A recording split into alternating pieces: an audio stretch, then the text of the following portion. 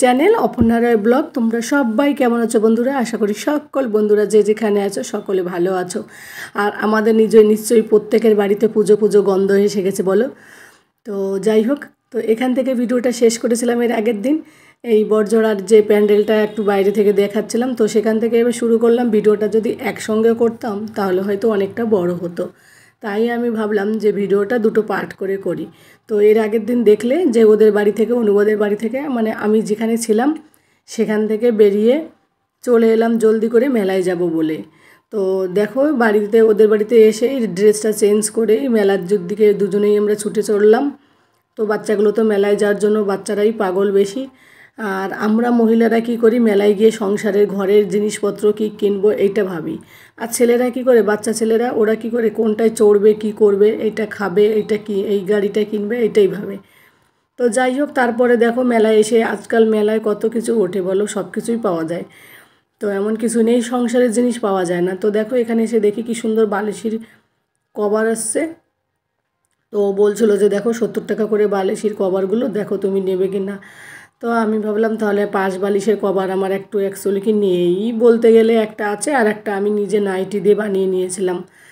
তো ওইগুলো কিনলাম। তারপরে দেখো এদেরকে, এরা পাগল করে দিল, এদেরকে ট্রেনে চড়ালাম। তো ট্রেনে চড়ার আগে একারা তো আমি আমার ছেলেকে কখনো একা বসাইনি। আরিশ একা একা বসেছে, আমরা হাজব্যান্ড ওয়াইফ একজন বসেছি। তো এবার ওর মা বলে কি আরে কিছু হবে না, দেখবে পারবে। এবার আমার না খুব চিন্তা হচ্ছিলো। তো আমার ছেলেটাও দেখি ভয়ে ঠাকুরকে প্রার্থনা করছে। আমি তো ভিডিও করলাম, তখন তো দেখিনি, যখন ভিডিওটা আমি এডিট করি তখন দেখে আমার ছেলেটা এগুলো করছিল। তো তারপরে কোনো অসুবিধা হয়নি। আর এইদিকে দেখো ওই যেখানে ট্রেনটা চড়ছিল তার নিচে কি সুন্দর করে ড্রয়িং করেছে, সিনারি বানিয়ে মানে এঁকে রেখেছে, ফটোগুলো খুব সুন্দর, তাই একটুখানি ভিডিও করলাম। আর উপরে তো ওরা চড়ছে, আমরা দাঁড়িয়ে আছি এইদিকে। আমি আবার ওই যে ঘুরায় না, ওকে বলে দিলাম যে আমার ছেলে একা কখনো চড়েনি, তো দেখো আমার না খুব টেনশন হচ্ছিলো যে যদি কিছু হয় আমার বর তো আমায় দেবে। তো যাই হোক, তারপরে এইগুলো দেখছিলাম। আর ওর মা বলছিল, আরিশের মা বলছিল না না কিছু হবে না, আরিশও তো একা উঠেছে। তো যাই হোক, তারপরে দুজনে একটু ফটো ভিডিও এগুলো করলাম। তো কাল সকালবেলা আবার বাড়ির দিকে, মানে ঝাড়খণ্ডের দিকে ফিরবো, মনটা খারাপ করছে প্রচণ্ড। ওকে বলছিলাম কালকে এরকম সময় কোথায় থাকবো আর আজকে এরকম সময় কোথায়।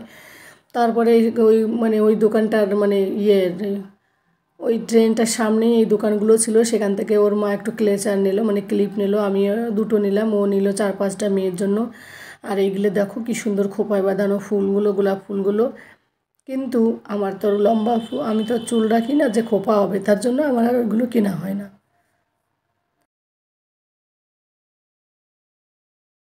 তো যাই হোক, তারপরে এইগুলো কেনাকাটা করতে করতে ওরা চলে এলো। তারপরে পাশের একটা দোকানে গেলাম ব্যাগ দেখতে, 100 টাকার।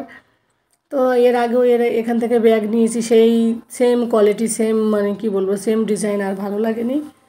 তো তার জন্য আর ব্যাগ নিলাম না। গত বছর তো 3টে না কটা ব্যাগ নিয়েছিলাম, এবার আর নিইনি। তারপর ছেলেটা বললো মাম্মা আমাকে একটু কিছু খাওয়াবে, আমি জুস খাবো। এবার এই ধরনের জুস না, কালারফুল, আমার একটু সত্যিই বলছি পছন্দ হয় না, আমি জীবনেও খাওয়াইও নি। কিন্তু এখান থেকে ছেলেটা জিদ করলো, তাই এখানে এসে একটা অরেঞ্জ জুস এরিয়ে দেওয়া হলো। তারপরে দেখো থালা বাসনের দোকানগুলোতে কি সুন্দর সুন্দর থালা বাসন কাপ এইগুলো এসেছিলো। তো আমার না ওই কালো প্লেটগুলো কিনতে ইচ্ছা করছিলো, কিন্তু আর কেনা হলো না। আর এখানে দেখো কত সুন্দর সুন্দর কুর্তি। তো ওই যে মানুষ আঁকানো দাঁড়ানো যে কুর্তিটা, এই যে এখানে রেখেছি আমি, ওই কুর্তিটা আমি নিয়েছি।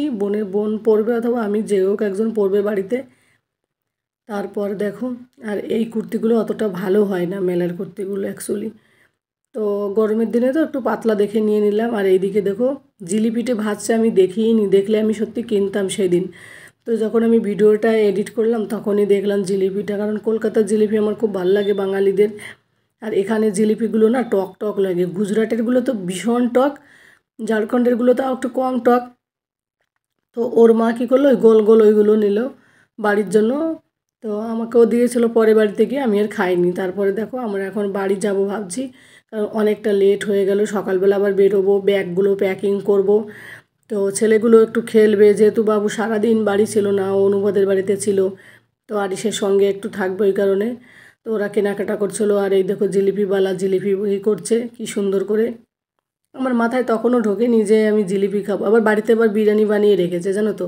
দুপুরবেলা অনুবাদের বাড়িতে খেলাম, ওই চিকেন খেয়েছি, আবার এদের বাড়িতে রাতের বেলা চিকেন বিরিয়ানি।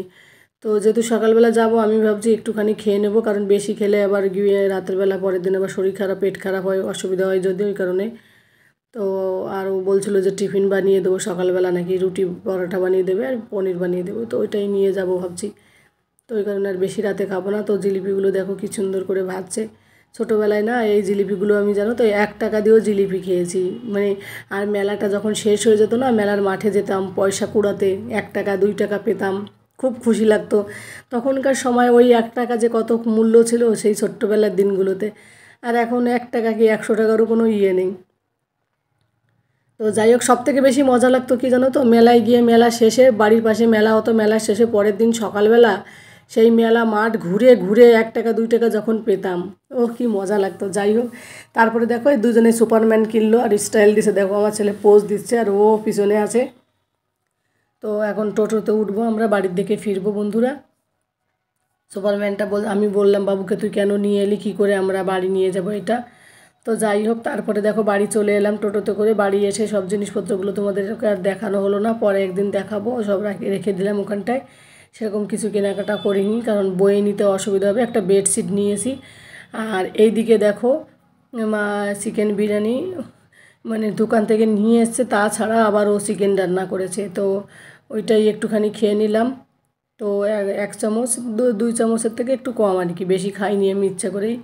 তো এটা খেয়ে তারপরে আমরা বিছানায় যাব, বিছানায় গিয়ে সমস্ত জামা কাপড়গুলো প্যাক করব।